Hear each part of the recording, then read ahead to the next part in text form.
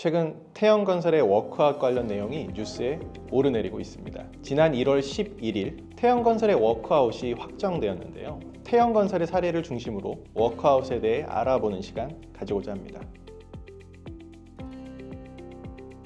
워크아웃은 부실기업의 회생을 위한 각종 구조조정과 경영혁신 활동을 의미합니다. 법적 명칭으로는 채권단 공동관리라고 하고 기업 개선 작업이라고도 합니다. 일시적으로 재무적 곤경에 처해져 있으나 회생 가능성이 있는 기업이 법원에 의한 강제적 절차에 들어가기 전에 해당 기업의 채권이 있는 금융기관들로 구성된 채권단의 주관으로 채무조건 등을 완화, 조정함으로써 기업의 회생을 도모하려는 목적에서 추진되며 워크아웃이 결정되기 위해서는 채권단의 75% 이상의 동의를 얻어야 합니다. 법정 관리는 부도 혹은 파산 위기에 놓인 기업이 법원에 신청하여 회생을 모색하는 절차입니다. 회사 정리 절차가 정확한 법적 용어입니다. 부도 위기에 몰린 기업을 파산시키는 것보다는 살리는 것이 기업과 채권자는 물론 경제 전반에 보다 이롭다고 판단될 때 시행하는 절차입니다. 워크아웃과의 가장 큰 차이점은 워크아웃은 부실기업의 구조조정을 위한 사적 구조조정 절차인 반면 법정관리는 법원이 주관하는 공적 구제 수단이라는 점입니다.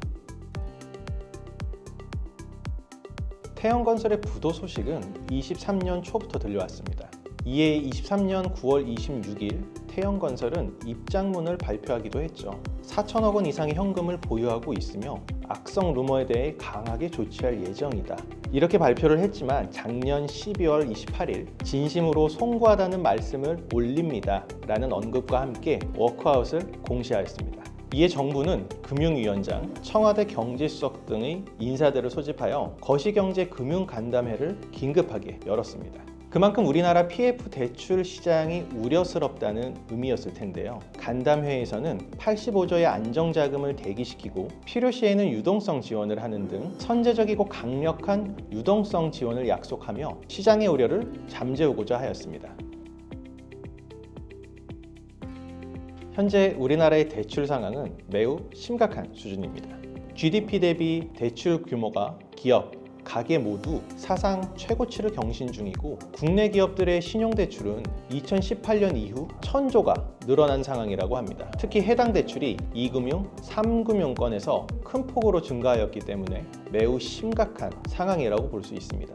그런데 더욱 우려되는 점은 부동산과 건설업에 대한 대출 비중이 40%에 달한다는 점입니다. 부동산 PF 대출은 공사대금의 대부분을 은행에서 빌려서 진행합니다. 즉 소액으로 첫 삽을 뜬 뒤 해당 사업의 사업성을 평가받아 은행으로부터 대출받은 돈으로 건설을 한 뒤 분양대금을 받아 대출을 갚는 구조인데요. PF 대출의 금리는 10%대에 육박하기 때문에 엄청난 금액의 이자를 건설사는 감수해야 합니다.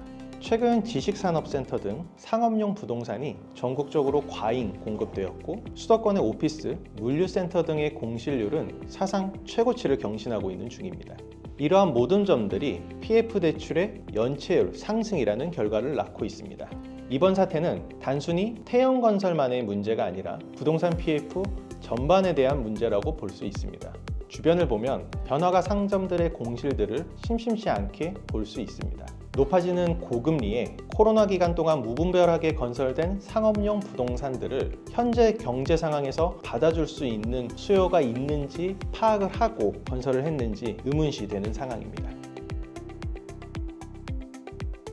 이러한 PF 대출의 부실은 비단 태영건설뿐만이 아니라 건설사 전반에 걸쳐서 확대되고 있는 모습입니다. 현재 장기 신용등급 전망이 부정적인 회사는 GS건설, 롯데건설, 현대산업개발, 신세계건설 등이 있습니다.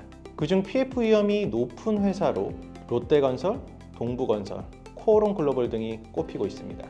이들 모두 태영건설처럼 될 것이라고 보기에는 힘들지만 자칫하면 다른 건설사 또한 태영건설처럼 부도 위기가 올 수 있으며 이는 우리나라 경제에도 악영향을 미치게 될 것입니다.